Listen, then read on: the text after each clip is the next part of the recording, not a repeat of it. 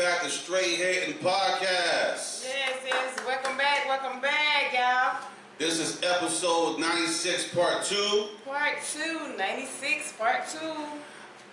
This episode is brought to you by Straight Hating Fashions and More, an online store selling a new brand of merchandise called Straight Hating. Go check us out. Cop the merch. Go to straighthatingfashionsandmore.com. straighthatingfashionsandmore.com. Or another way, if you go online on Facebook and you see Straight Hating LLC on Facebook, Straight Hating LLC, you can just click on the buy now or whatever. It'll take you straight to the web page. That way you can see the merchandise as well. So go to Straight Hating LLC, click the link, it'll take you straight to the web page, or go to straighthatingfashionsandmore.com, straighthatingfashionsandmore.com. All right, I'm your host AC. Woo! And joining me tonight is my lovely co-host Tasha.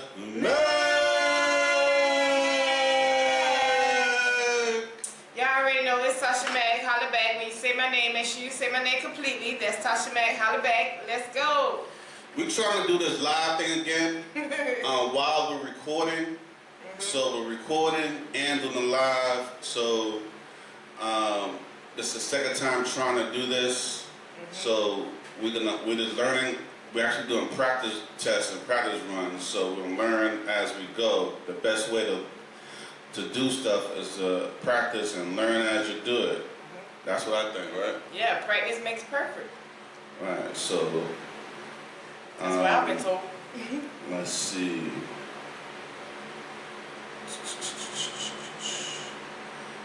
Alright. So far, I'm not sure. Now, somebody whoever watch or whatever, can tell me how do you check it and make sure it hits other people. That would be good information to know as well. That way I can let other people know that I'm on. Any tips you want to give me in the comments, or even after it's the live is finished and it's posted, still leave a tip on here. It still collect comments even when the live is finished. So make a tip, give us a tip of how we can make this happen, make it do better on the live, so we can reach people. So give those comments. This is our second time trying this out, because we do all recordings. That's what we normally do. So this is the second time we're doing recording and doing live at the same time. So I'm real good at my recordings, because you can do editing and all that kind of stuff. The live is just a whole new thing. So I'm learning that. This is the second time trying it out. And boom. I don't want to keep talking about the live too much, because we're still recording right now on our regular episode. So let's do this. All right. So we're gonna go. This is part 2. Yesterday we did part 1, and part 2 we're gonna get back on get it on track on our regular schedule. Entertainment and sports news. We recently lost a well-respected man, part of the Kool in the Game, Chicago Mike Sumler. Those who know Kool in the Game, that's a music group, a phenomenon. You know, Chicago Mike, was unalive in a crash last Sunday night in Georgia. I wasn't able to put that out on time, but it was not too long ago on a Sunday. He was 71 years old, and he definitely was. That group is just an inspiration to our culture. Kool in the Game, you know what I'm saying? You know, you're not that you remember Kool in the Game, right? Oh yeah, my parents, my mom's especially. She used to listen to it with her and her siblings and all. I used to listen to them all the time. And like when New Edition came around, I was like, they sound like Kool in the Gang.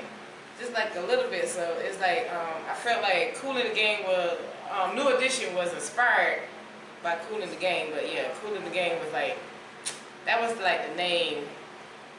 And that was the group, like back in the day, especially like in the late 70s and early 80s. Right. I want to say it was songs like Cool It Now, you got to slow it down, but was that New Edition? That was New Edition. That's New Edition. I know, but it was a song that like New Edition did. Well, look up your phone, because I don't bring up my phone, mine's connected to. Yeah, it was a song that my mom and them always listened to, because they had like, you know, back in the days, it was on records, you know. So they had the big record and they had a little small record, like almost looked like a DVD or CD.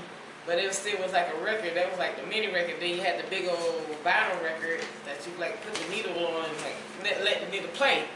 You know what I'm saying? And they used to play like they had the Kool in the Gang album and everything. So yeah. So definitely rest in peace and condolences to his family and everything. But yeah, Kool in the Gang was definitely a culture changer for us. Like yeah, that was that group. Why don't you look it up and see what information on Kool in the Gang. I'm just do the song. That way, well, we can't really play songs that we haven't purchased. No, I'm not gonna. So this for that way you can pull out a couple of songs for people. What's a few songs? There's a couple of songs on there. I hear Celebration. Was that? Celebrate good times. Come on. Yeah. It's a celebration. What's another song? Cherish. Cherish the one we had. You should cherish the life you live. Yeah. Cherish the life. Oh, cherish the. Yes. What's another one? What's another one? Another one? You want another one? Another one? Let's see. And to celebrate good times was like that one. Get down on it. Get down on it, burn out. Get down on it.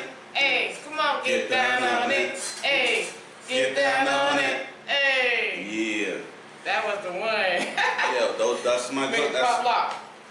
So. Like you're on Soul Train. Yeah, rest in peace, rest in peace, rest in yes, peace, thank rest y'all, in peace. thank 71 y'all so years old, no doubt, no doubt. For the music, for the celebration. It's still part of our culture, definitely, big time. Always part gonna of our live culture. with the families, like families get together, especially like the old schools. They're gonna sit and when they hear this music, they're gonna dance to it. And Mr. Michael, you was a part of that, and we very much thank you. Yes, thank you for that inspiration. Yo, And we'll always another, also entertainment. Sierra was at the 2025 American Music Awards, and he shot in the stunning dress that everybody was talking about. So I had to make sure I bring it here. You know what I'm saying? Yeah, y'all do know this is girlfriend. There's a stunning dress. You can see it on live. I've seen it on the website. On the live. It was everywhere. You know what I'm saying? Yeah. You said put in the cameras. Yeah. Girl, you look good. Got that stunning. You almost gonna make me sing the Juvenile song. You know what I'm saying? So yeah. It's the 2000, the 99 to the 2000. She was wearing Go girl. She was wearing that dress. Or that dress was wearing her. Hey, good. After what, 4 kids? No CiCi. doubt. No doubt. Yeah. Oh, that's entertainment. It's entertainment. What do you think about her dress? I think I might purchase one tomorrow. All right. You gonna be ready for it? Yes, that's right. Hey, hey, let's see, crude prank. There was a crude prank on a black draft prospect. In fact, let me play this real quick, if I can find this up. Right now, bear with me, I'm trying to learn how to move around while I'm on this live. Cause I can't use my computer like I want to. Let's see. Play safe or Facebook. Any play, prank, especially when you're talking about NFL draft picks and things of that nature, is just like, that's just so mean, and I think it's like ungodly, like disrespectful. Like, you gonna prank somebody that they've been picked for the NFL? All right, check this out. NFL coach's son pulls a cruel prank on NFL draft prospect Deion Sanders' son. All right, so we know who did it now. Here it is.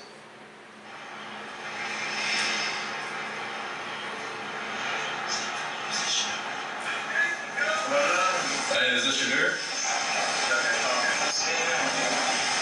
This is Mickey Loomis here, the GM of the New Orleans Saints. How you doing? This is Mickey Loomis here, GM of the Saints. How you doing? Good, how are you, man? Good, Yeah, we have. It's been a long wait, man. We're gonna take you as our next pick right here, man. This ain't gonna be nothing to do. But you're gonna have to wait a little bit longer, man. Sorry about that. What does that mean? What? What did he say? I don't know. How you gonna ask him what it means and you just on the phone? You heard that? He said you're going to have to wait a little bit longer. Sorry about that. We have a full update. Look at the full mans. You see, only certain people, just a handful of people, had access to that phone number for a very specific reason. So things like that would not happen. So the man who prank called Shedeur Sanders, the son of Deion Sanders, over the weekend, as he eagerly awaited a call from an NFL team, has been identified now as the son of Atlanta Falcons coach. His name is Jax Ubrich. We have footage, you just saw it, of them making the prank call. Now, according to ESPN, the Falcons acknowledged Sunday afternoon that the defensive coordinator left contact information for the quarterback accessible in his home. That's a no-no. Jax Ubrich, 21, came across the phone number of Sanders and saved it. He later used it to pose as someone with the New Orleans Saints as Sanders waited to be contacted by a team. So the prank call came as the former Colorado quarterback slid further and further down the draft board. The Falcons issued a statement, quote, earlier in the week, Jax Ubrich, the 21-year-old son of defensive coordinator Jeff Ubrich, unintentionally, I'm going to circle that word right here, unintentionally came across the draft contact phone number for Shedeur Sanders off an open iPad while visiting his parents' home, and wrote the number down to later conduct a prank call. What you think about it? Look, you know, he I got said, millions of thoughts. now, the coach that wrote the letter unintentionally, that was damn sure intentional, not unintentional. Oh, it definitely was, because like he didn't even live in the home. He came to the Right. home, wrote the number down, and already premeditated Right, that, oh, I'm gonna do a prank call on this said person. right, So that definitely was like premeditated. right. And meanwhile, while you thought that was funny, this wasn't the moment for you to be funny with that. Like, it wasn't really any moment to be funny with that. Like, you playing with somebody like I know like people like, you know, they take humor sometimes to a different level. But at this time when the draft was going on, like this ain't the level to take it there. Because this man done worked hard, being that his dad is a celebrity, being that his dad is the man like from Dallas Cowboys, and then had all his what I want to say, his dad is the man that have rings and things of that nature and has set his standard as a professional football player. Right. This young man, he's trying to do the same, and then you're going to call him. He's awaiting a call from the draft, and you're going to do him like that. That's not right. Right. While you think it was funny, and while other people in the nation may think it was funny, but at this time, at this point, it was not funny. And not only was it not funny, you invaded your father's privacy, Right. which he is owed an oath to protect players and things of that nature. So now it's like you done violated not only this guy that is like you said been drafted, you violated your father as well. On that part and on that tape, I don't think that you were being a good son. And you need to suffer any consequences, because I'm pretty sure, I'm not for sure, but I'm pretty sure being a son of a football, what is this? He was the coach? He was the coach of... Oh, he's the coach's son. Yeah, the coach's son, but I'm saying, I'm pretty sure that he probably played football or some kind of sports or whatever. So like... Who? The young man that did the prank call. No. The coach's son. Just the coach's son. Oh, okay. So you just think that you can just do anything. I was saying that if he was the coach's son and all kind of stuff, like, you know how the football guys, like, probably like do pranks and all kind of stuff on each other. You don't know this guy at all. You seen his name and you was like, yeah, I'm gonna do a prank call. I think you probably did it for the likes. And probably did it for the views. That's what I'm thinking. What do you think? Well, I gotta go back into it again, but I think they should be fined. They should be fined and go from there, because this is messing with someone's career. This is a professional situation. It's not like a high school situation. This is a professional thing that he dealt with. And then, first of all, his father's work, not supposed to be at his house, because he has people's information in it. But his father trusted him to not go into his stuff. So, you know, I just wanted to bring that's something that was a crude prank. You know, the guy passed it. He's the playoff has already been gone or whatever. So I just wanted to bring that up and discuss that a little bit. I don't have no more to say on that though. But that's Sadura Sanders, so like what God has for him, it's gonna be for him. Alright, so moving into some more entertainment news. They still got the trial for Diddy trials going on right now. You been keeping up with that? No, I've been working. Well, the last I checked on it, they had they got another person on now named Jane. They're gonna have her on for a week. But the last week they had a alleged victim that came across. They call her Maya, but that's not her real name. This is a fake name. And the Jane that's on this week is another fake name. But here's some information on that.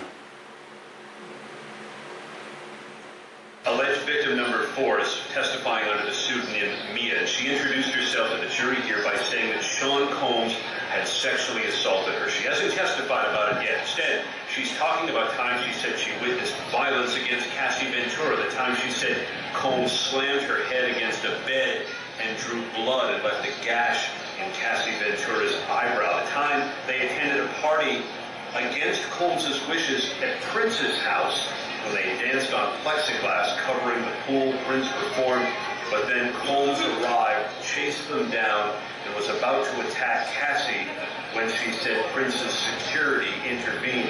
She also, this woman Mia, gave the jury a sense of what it was like to be his personal assistant. The first time she met Combs, she said he was in his underwear. And then the first day on the job, she said she didn't sleep because she was made to go to his house, to his recording studio, to an apartment. She also said that she worked sometimes 5 days in a row without sleep and was made to do everything from anticipating his moves to cracking his knuckles to doing his taxes to standing there 22 hours a day doing nothing.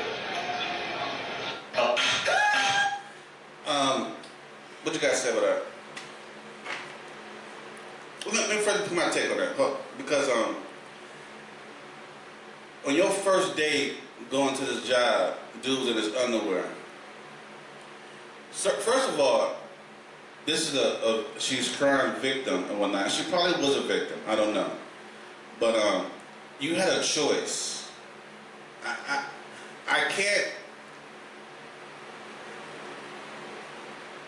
can't say, well, they didn't have a choice. They kept saying, well, they have a choice and stuff.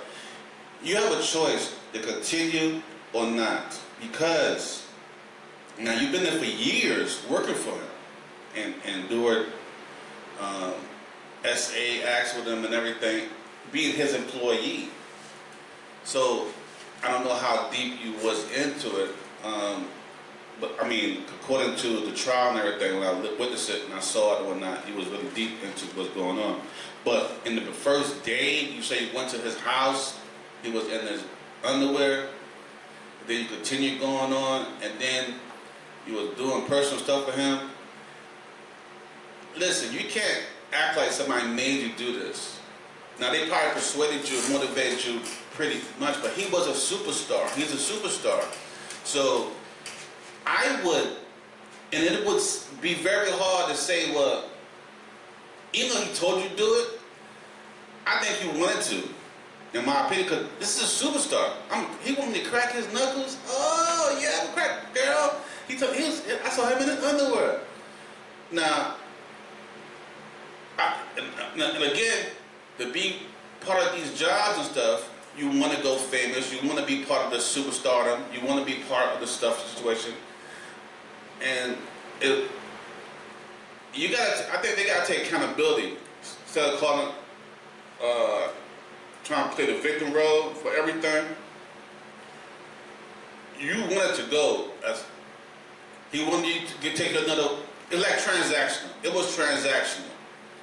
He wanted something from you, and you wanted to be around a famous star and everything. So I don't know. So I think it's a victim mentality that still could be a victim, but you still want it to be a part of the action. What do you think?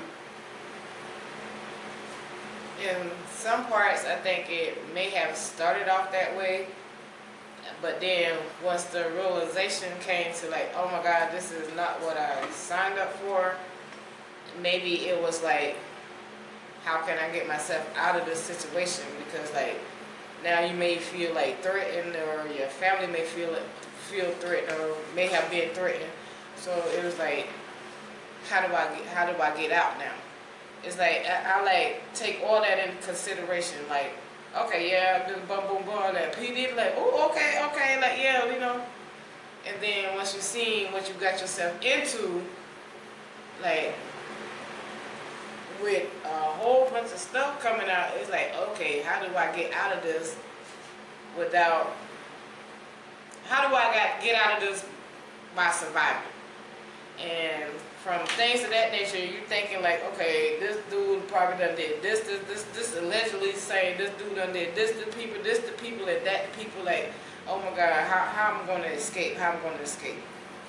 And I just have like all kind of crazy stuff. Yeah, but they agreed to be part of certain stuff for not only money, he didn't pay the money, but it also being part of this organization and culture of people who's famous stars and stuff like this. So, and I do not disagree with that. I'm saying like once they realize what they have gotten themselves into, it's the realization of like, how do I get out? And it's like, I'm scared to get out because I might be scared like this might happen to me or this might happen to my family. So it left years of trying to figure out how to get out with being safe. I don't think these people want to get out of this stuff. You part of a famous culture. You part of sexual stuff when you're still young, and then you're being flown around doing all kind of stuff. I mean, everybody have their bad days and good days. And of course, stuff that happens is bad. You don't want to be around when there's stuff that happening bad. But on other days, you like, yo, I'm feeling good. I'm doing something. He treating me well. I mean, I just don't. I don't. I don't know. So that's up in the air. You don't know because at sometime the mental starts to play in my opinion.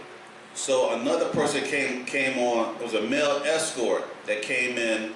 His name was Sheree Hayes, aka the Punisher.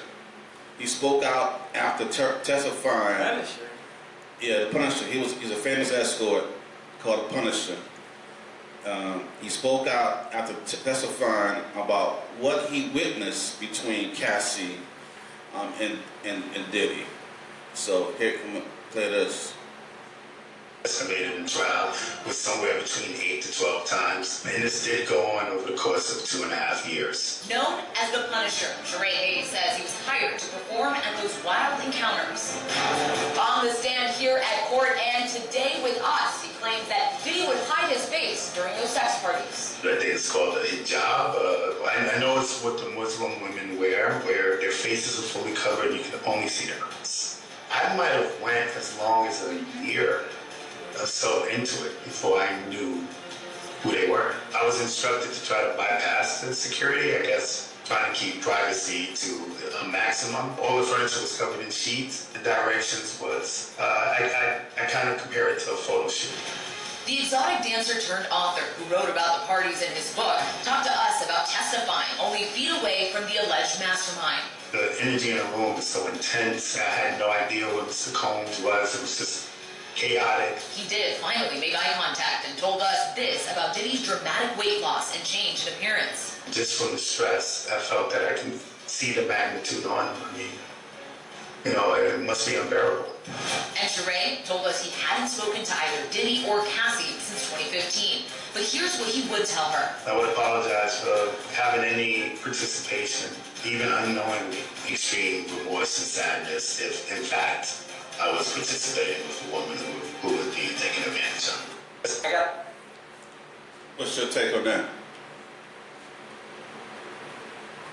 Now he said he didn't. He was there to do his. He was there to do his job, and he doing the job. He doing the pleasure and stuff. You know, he's an escort doing his thing. He didn't witness anything. He been there with them for years. And he can't do his job. He had a job to do. He did his job. He did dressed up. And Diddy was always masked, but how you know what Diddy? Now I mean, that is how they did their intimate situation. Yeah. They got nothing to do with anything. So, but he was always there. He did the job, and then he don't see no issues. I mean. And he apologized if anything that he was doing that unknowingly was part of something that was against her will. But obviously, she did not show that she was against her will when she was getting slung. When she was getting slung down, you know what I'm saying? Man, I'm just like, all I know is the sexual stuff. Whatever happened with the sexual stuff, that's the sexual stuff. But the video that we see with him punching her, kicking her, and beating her down, that's uncalled for. Whatever y'all did sexually, that, like, if I don't even know how to say this without being or seeming like, oh, I'm on Diddy's side or I'm on Cassie's side or anybody's side. Sexually, that's y'all thing. And if she was being abused sexually, then I pray for her and I pray that she get justice. But what I did see was the video of her getting beat down and getting stomped in the elevator, and no woman deserves that. And that's the part, the most part, the number one part that I do not like, and I feel like in disgust, like, how can you beat a woman down like that? All this other stuff, like, you know, sometimes you got to see it to believe it, but from that video, I'm kind of believing some of the stuff that she says, like how she was like forced. And she didn't deserve to be hurt. She didn't deserve to be abused. Not just come on, the video scene coming out of the elevator. He was perfectly fine. So why you got to beat her and stomp her down like that? I mean, that's the one everybody saw. That of course no one agrees. No one really agrees. Of course, I went to on that one. You know, everyone saw that. We saw the physical abuse on that one. So that she can win with, be like, you know, he did this against me, and he pulled me and all kinds of stuff. Yeah, okay. Because she was doing the essay and then at that time too. So yeah, but what the rest of the stuff though, you know, I don't know. The rest of the stuff is the rest of the stuff, and they will get down to that and everything of that nature. But just for, like, come on. No woman deserves. And right now they got Jane, to be beat down. another woman claiming she was a part of stuff. Her name is Jane.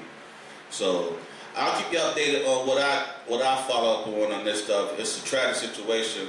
And another thing though, I do understand that they are trying to, like, I guess, protect these women by giving an unknown name or a fake name, but I don't understand why, like, they're not using their real name, because, like, Cassidy's real name is being used. So I don't know. I just don't like the fact, like, no, you don't put your hand on no woman like that.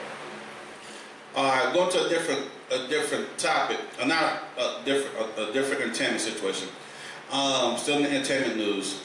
I want to address an issue with one of the greatest movies of all time, The Avengers Endgame. Do you agree with me? It's one of the greatest movies of all time? After Black Panther, yes. All right. It's one of my favorites. Listen, I'm a Marvel girl. The ending could have been a little bit different. Now, Who said that? think about that. What? Now, the ending that we saw was great, but if you look at some certain stuff in it, it could have been different. Let me play this. Wait, now, who questioned it? Who questioned it at the end?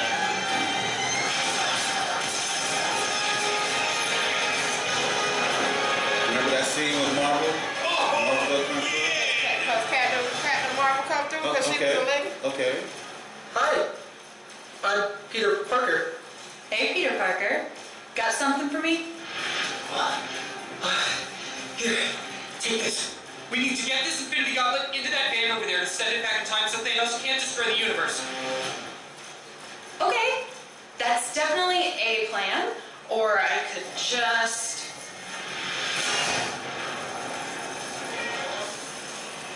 Right. No, she couldn't. Yes, you could have. No, she couldn't. Why not? Okay, so if she was the Just one that put out the blood, then what? She could have snapped the fingers. She has the power to control The same way Thanos did. and stuff. I wished it, snapped my Who fingers. snapped their It fingers? was surprisingly easy. Wasn't it But how are Iron you Man? not dead? Right. I thought the Infinity Gauntlet was so powerful, only the What strongest is- beings in the universe could wield it without dying. Look. I'm sorry, but did you not just see me torpedo myself through Thanos' ship like it was wet tissue paper? Yeah. And given the fact that Thanos was able to pull off the snap with a giant gaping axe wound in his chest and still managed to live to off to Space Farmville, I felt pretty good about my odds of survival. I mean, I do have a hell of a dead arm, but given the circumstances, I feel like that's a pretty fair trade-off. Yeah, you know, when you lay it all out like that, makes total sense. Right? Honestly, I'm still a little confused why I wasn't called sooner. Seems like any plan not involving me is at best half-baked, and at worst, downright dumb, and would likely lead to unnecessary pain and sacrifices. Yeah. We already know the answer to this. What a bit dramatic, though. Sure. Oh, Captain Danvers, thank God you showed up. And just for the record, we definitely didn't not call you because we totally forgot you existed or anything. So. Right. Well, I'm gonna go back to space now. Bye. Okay, well, good war, everyone. Love the hustle. I guess Avengers disassemble. Okay. Who's up for shawarma? Tony's gone. Can I get her? All right. So what do you? No, what you think? Of course. First of all, that would have saved us. Well, it would have cut off a lot of dramatics in the movie and stuff. It would shorten the movie a lot. But I love the movie the way it was, the way it does. But if you look at the different powers the people will actually have, when Captain Marvel came down, because when she came down, and actually, because they were being beat, the ship, because old girl, the sorcerer, what's her name? Wanda had him, first of all. But he told him to turn the ship and start firing. So once they start firing, everybody being fired on. So when Daniels came, Davins came, Captain Marvel came. Danvers, she came, went through the ship. She stopped the ship from firing on everybody. She went straight to Spider-Man to get the gauntlet, to go take the gauntlet. All she had to do, because she was powerful enough to manage to hold that, to handle the hand. That might be true. All she had to do, instead of going with their plan to finish the rest of stuff, and then they had the girl power thing scene and all that kind of stuff, and all that stuff, and they still lost it, and everything. All they had to do, she got there, she grabbed it, she was away from everybody, put it in her hand, bam, done. And you do know it was the man that wrote this, right? So what does this mean? What does that mean? This means if all that she had to do was put her hand in the glove and snap her fingers, then that would lead to me that a woman is the most powerful creation on this earth. And ain't no way, in my country voice, ain't no way, no man gonna allow that to happen for a woman to be the most powerful. So of course, the woman had to get the little gauntlet back into the hands of the man. That's all that is all about. And while you sitting up here acting like you don't know, I am appalled. What it got to do with? That's what it got to do with it. She was powerful. That's what I'm saying. Yeah, but they're not gonna let the woman be the most powerful. Yeah, but that's why I'm agreeing that she could have stopped all that extra. And I'm telling you why it did not happen. So what's your take on that? I don't know. I don't know. If that would have happened, then that means the woman is the most powerful. No, that doesn't. But she is more powerful than the others. There's no question on that. Most, not more. She is powerful than others, but I'm saying for record's sake, I'm not trying to make this a female-male thing. That's what it was. But they could have ended that. They could have really ended that short, and no one would have been unalive. Tony still would have been alive. No one else would have been unalive in the other fight. You don't know that. But the other fight scenes wouldn't have to happen because she got there, grabbed the joint, all she had to do is snap the finger. She was actually powerful enough to absorb all the energy. How you know that the electronics that she had would work with all the stones that was in the glove? Okay, I said it again. I'm gonna say it again. You don't know that? Yes, we do. She absorbs power. Her power is strong enough to absorb all the energy. Did you not watch Captain Marvel, the Marvels with the three ladies? She had to get two other ladies to help her bring down one lady. What we gotta do with the stones? The power stones. I'm trying to tell you. Alright. You got to watch all the Marvels. You got to watch all the Marvels to know what's going on. That has nothing to do with that scene, that part right there. That scene, I told you it was a director's scene. And the director and the writer was a man. And they had to make sure that the man stayed the powerfulest. Or the man was the one who was able to will the energy that was going on through the gauntlet. Because if a woman would do it, like, who would need a man? That's what they were saying. All right, moving along. Y'all comment if y'all agree. There's an unforgettable scene from the hit show Raising Cain, featuring the NFL's most valuable player Most valuable. Okay. and the mighty Baltimore Ravens star quarterback, How we get this on Lamar TV? Jackson. Oh my goodness. All right, listen to this. You a big old buck, huh? Fuck they feeding y'all New Jersey niggas. New York niggas.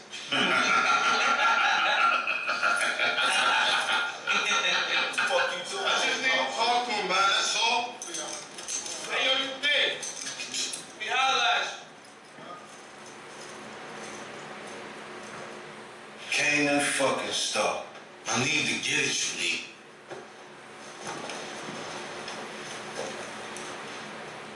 You know, I've been wondering when you's gonna pay a nigga a visit.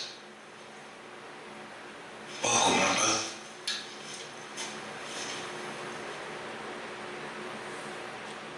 Yo, I think, he was in that clip alone. Just that clip alone, man. He showed his gangster side. You know what I'm saying? He bad gangster. Beat Baltimore down, baby. You know what I'm saying? You know what I mean? You know, even though he's not originally from Baltimore. Look at my face. You know what I mean? I'm just saying, yo, you seeing him, man? How many lives they have? New York. What, that was three? 3 words? Yo, that's just that one spot, that one scene. Well, congratulations, Lamar, on your first on-screen. That's how you say it? I mean, talk. I mean, you got the floor. I'm trying to. Talking. Congratulations on your first on-screen acting. You look serious. You didn't look like a Baltimore Raven. Thank goodness. Like, because you know you better off with other teams. You don't look like a Baltimore Raven. It's always a Baltimore Raven. You better off with other teams. I'm just saying. You know what I'm saying? Holla at me. Just say you want him on your team. I just say holla at me if you want to come to the Cowboys. If I had that strength, like you know what I'm saying. But yeah, but that was cool that he pulling somebody from the Baltimore Ravens to no damn. Man, we gave y'all somebody. We gave y'all Derrick Henry. Y'all better be lucky. We gave y'all Derrick Henry. Everybody wants to get to the Baltimore Ravens. We gave y'all Derrick Henry. Nobody wants to get to the Cowboys. Y'all ain't never said thank you. They go to the Cowboys and they have no other place to go. I'm about to pull a Trump card. You ain't never said thank you. People go to the Cowboys and they have no other place to go. No, Derrick Henry was coming to us. We gave y'all Derrick Henry. You ain't never said thank you. He didn't want y'all. He did. He lived there and he wanted to be a Dallas Cowboys fan. No, he did not. Yes, he did not. He always dreamt to be for Baltimore. Look at his interview. You better look at your episodes. Check out your interviews. You better look at your episodes. He wanted to be a Cowboys. He lived there. He wanted to be a Cowboys. He loved the Cowboys. Listen. Jerry Jones messed that up. Entering into this season with lofty expectations, thanks in large part to a loaded offense. Lamar Jackson and Derrick Henry and tight end Mark Andrews and wide receiver Zay Flowers. These are the faces of the Ravens offense. Tight end Isaiah Likely is the next emerging superstar within the Ravens depth chart, and he has lofty expectations from both his coach and himself entering into a contract season in 2025. Harbaugh spoke this week at OTAs and said he'd like to see Isaiah Likely be an all-pro, and made sure to specify that Likely is capable of. And rightfully so. The vote of confidence that Coach Harbaugh gave Isaiah Likely is well placed. The Ravens' offense is most dangerous when they are sporting 2 tight ends on the field. But when opposing teams are looking to take away Derrick Henry or Lamar Jackson, or looking to take away Zay Flowers in coverage, Likely being the counterpunch that so often hit knockout blows for opposing defenses makes him the dangerous straw that stirs the drinks for Baltimore's. Ravens Nation, baby. Stand up. Ravens Nation. The expectations of the new season. Y'all heard it here. Ready to lose? High five. You didn't hear nothing about losing on this expectation list. You know what I'm saying? We ready. I speak the truth. We got the team. I speak the truth. You need to have your team ready. Yo, we almost at football season. My team is ready. Like, This y'all is don't June. even know. It's about to go down. July start kicking off some stuff. August is preseason. Listen, football season is upon us. Football season is upon us. And y'all know, Ravens Nation. And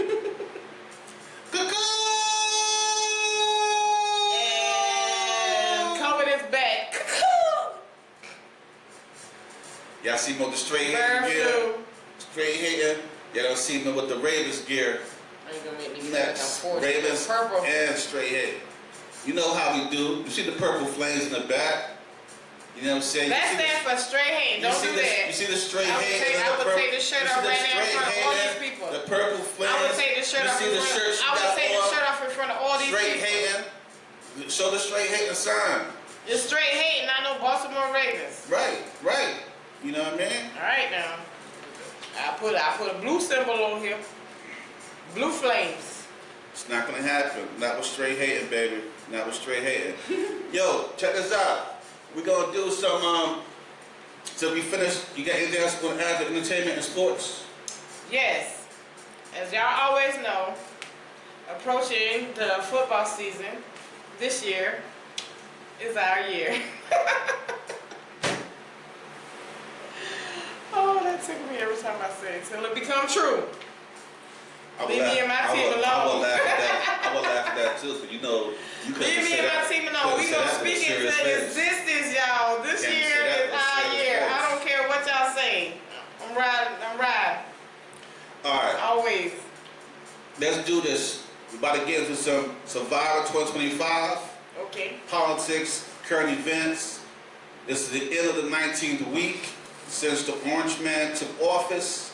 He caused this period in time the golden age. Yo, we have a few more stuff that we didn't finish hitting off on the 19th week. It's going crazy right now. Let's see, make sure I got everything. I'm gonna play this clip.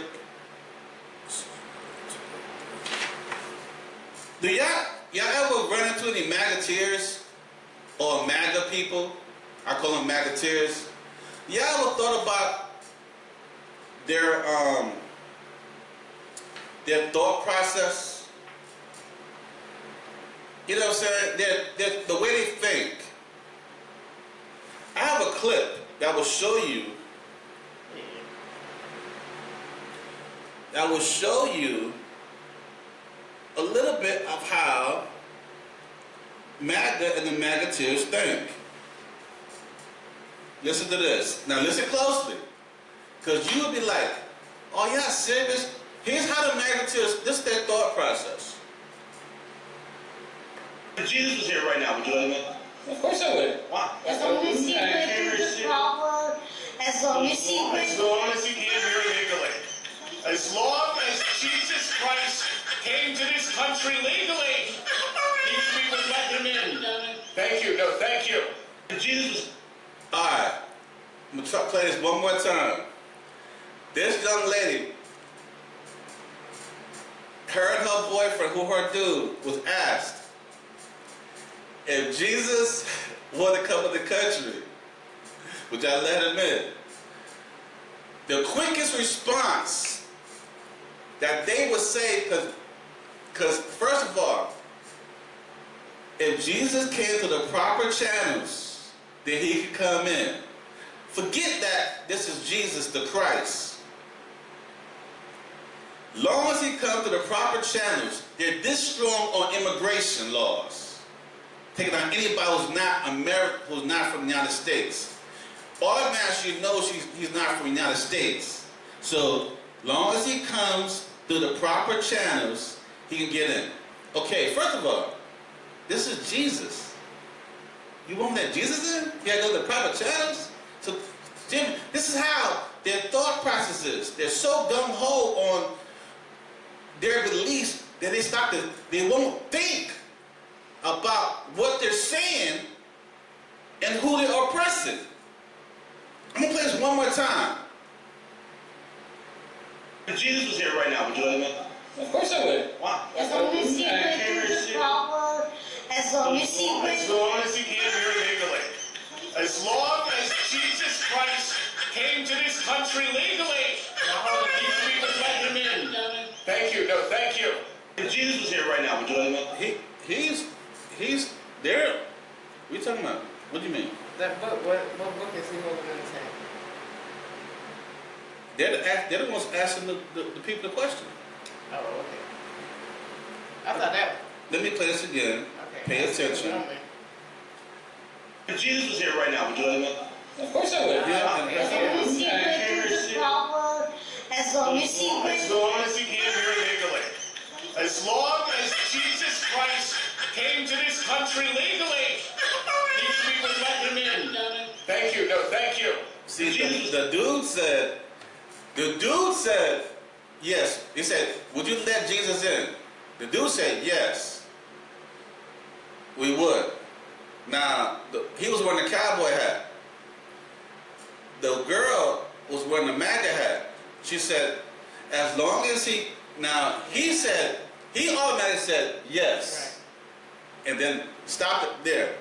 She added on, as long as he came to the proper channels. And then dude went in on what he said.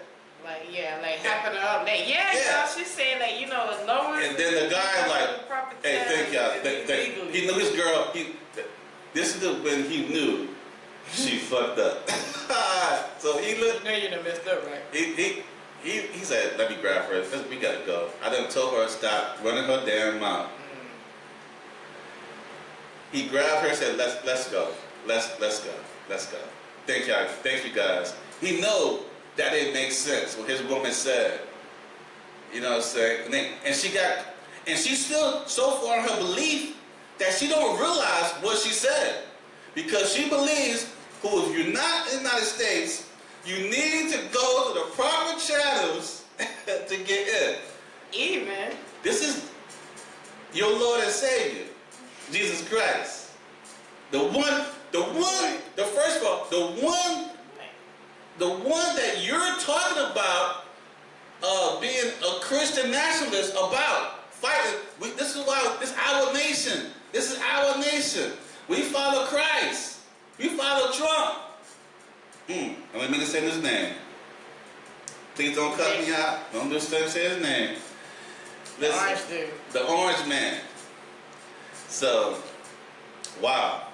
This is how they think. As long as Jesus come through the proper... These are people who's fighting hard for Christianity. But they leave Jesus out of the Christianity. Now you do that there. This chick that said, if Jesus came, when they come,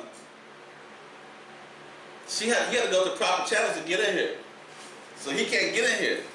So you have American ID that has the gold star on it. So your Jesus can't come in here, but you're back in Christianity.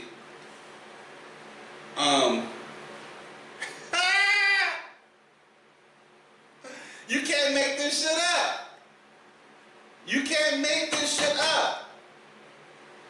But you're singing hymns like "Come to Jesus." They want everything to be follow the Bible. They want to teach the Bible in schools, teach the Constitution in schools, but forget about the words that are in the Bible. That's the thinking, the thought patterns of maggoteers. What do you think? Puppets. That's why. Right. Maggoteers. Right. Somebody got their hand up in them. Up in them. Up in them, but they out. Oh man. All right. This one I definitely wanted to play. The Orange Man recently responds to his new nickname, Taco He's called Taco, which means Trump always chickens out. Okay, hold on. Did you know of his new nickname? Oh, I heard about it. I think I probably could have come up with something better. But, you know, that's what they call me. Well, that's his name, Taco. Okay. I got a better one, but... President, Wall Street analysts have coined a new term called the taco trade. They're saying Trump always chickens out under tariff threats, and that's why markets are higher this week. What's your response to that? Kick out? Chicken out. Oh, isn't that right? Chicken out. I've never heard that. You mean because I reduced China from 145% that I send? This country was dying. You know, we have the hottest country anywhere in the world. I went to Saudi Arabia. The king told me. He said, you got the hottest we have the hottest country in the world right now. 6 months ago, this country was stone cold dead. We had a dead country. We had a country people didn't think it was going to survive, and you ask a nasty question like that. But don't ever say what you said. That's a nasty question. Go ahead. He wanted to slap her ass like, you asked a nasty question like that. He wanted like ask, don't you ever say what you what? I don't mess you up. Don't they you would go there with it don't because you I'm about to ever, he said, he wanted to hit them bars like, what? Don't you ever say what you said to me again. That nasty ass question. I would. I Like, done saved this country. But that's how you answer the question. We was dead and now we the hottest. Like, yo, like we was off the block, but now we back, son, we back. Like, that's how he talking, but like, okay, we back overseas, and all the people like, all the people love us, but what about the inside of your own country? If you're gonna be back inside and out. That's how you be back. Not be back just showing like, okay, this what we got, while your country's sitting over here saying like, oh my God, no, what did we do? That's not being bad. That's just being in control of this and being in control of that. That's just control. Like, be back inside and out. Be like, yeah, don't mess with us. Have the whole country be like, yeah, America, don't mess with us. If you're gonna raise tariffs, raise the paychecks and jobs of all these American people. Make them be able to afford life, period. Be back like that. And then, we'll be the hottest country on the block, in the world. That's my opinion.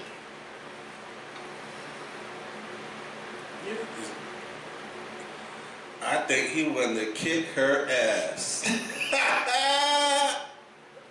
I'm trying he to persuade you.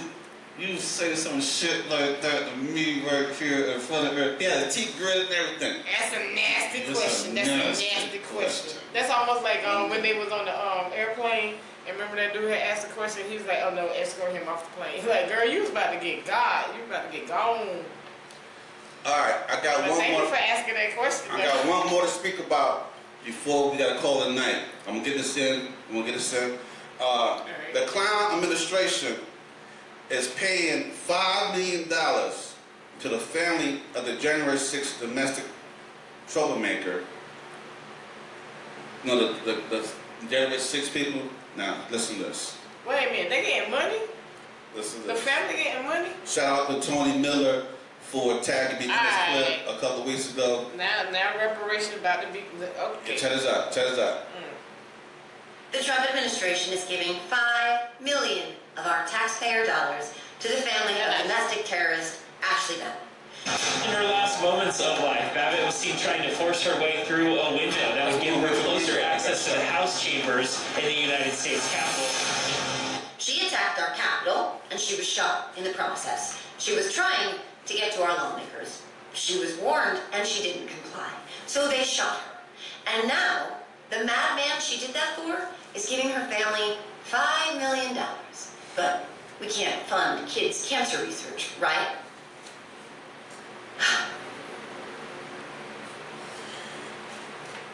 What you gotta say about that? They gonna award the family $5 million.